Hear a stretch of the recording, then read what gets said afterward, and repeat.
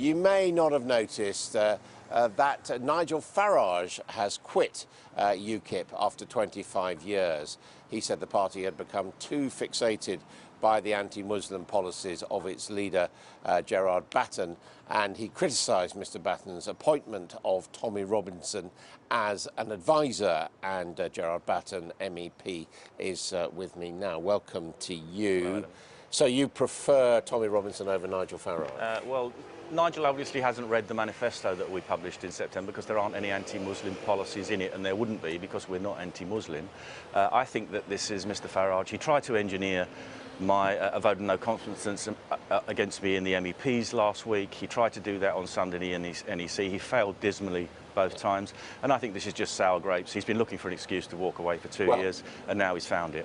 Tommy Robinson, though, is a man who's been to prison several times, including for mortgage fraud. He's a man who trades under aliases, and anybody who's seen him and the English Defence League outside courts knows that their message to Muslim people in this country is pretty clear.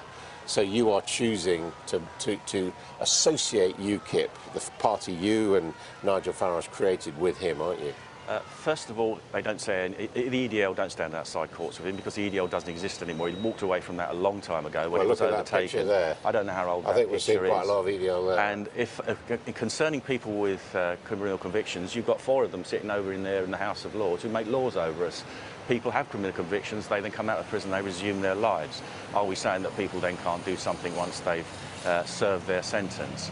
Now, what I'd really like to talk about is Brexit, because that's far more important. I want to come on to Brexit, but I do want to come on to this because, you know, Nigel Farage is a very well-known public figure, and he has effectively said he has no confidence in your leadership. You're saying he's trying to undermine you. The MEPs haven't said that, and the NEC haven't said that, and the membership haven't said that. No, I understand that. But, you know, I do want to talk a bit more about Mr Robinson because, frankly, he is a dodgy and unpleasant character, isn't he? He isn't unpleasant. You've obviously never met him and interviewed him. Why don't you have him on?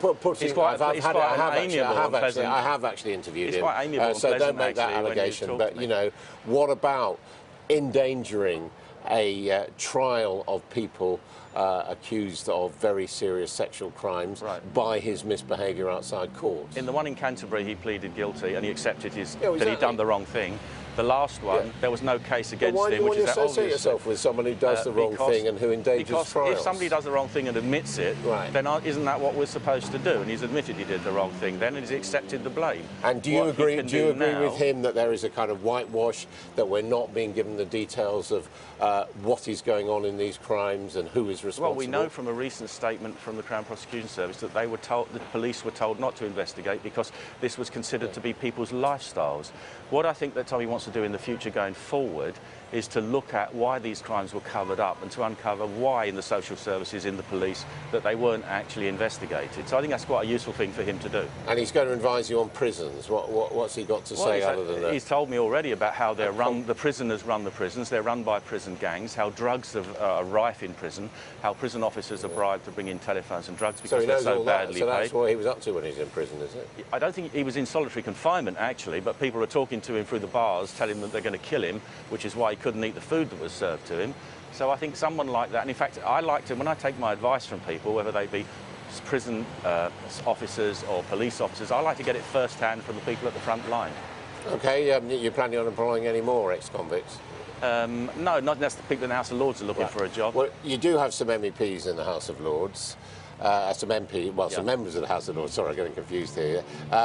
And what's your instructions to them? I mean, they will have a vote. It won't actually affect things. Do you mean on the Brexit deal? Yes. Oh, to vote against it, we have to dump the deal. Why? Because it's... We've now this whole thing is an engineered concoction whereby for 2 years they've spent... Otherwise known as a political process. Well, no, I think it's worse than that. They've been working hand in glove with the European Union to arrive at a situation where you have a withdrawal agreement that nobody wants, the Leavers don't want it, the Remainers don't want it.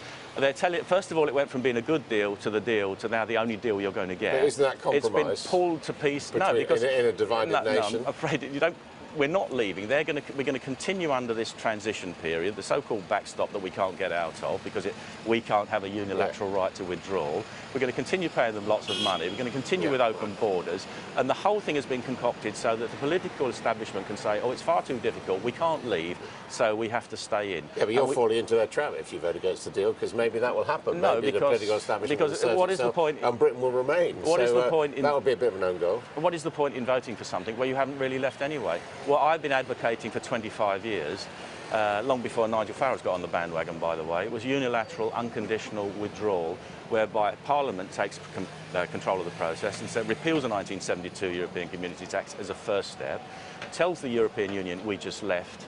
But don't worry, because all EU-derived law remains in place, but we're now going to start amending and repealing it, and we'll tell you how it's going to work in a cooperative and friendly spirit. And what do you think the economic impact of that would be? I think the economy would boom, because I also did a lot of work over those 25 years on the cost of the European Union to our economy. And the biggest costs are not the money we hand over, it's the indirect costs on farming, fishing and over-regulation on business. And Professor Tim Condon a year or two ago calculated that was up to 12% of GDP. Now, we could make enormous savings by not being in. We can generate more trade, we can buy cheaper food, but you have to have Houses of Parliament that actually want to do that to make it work.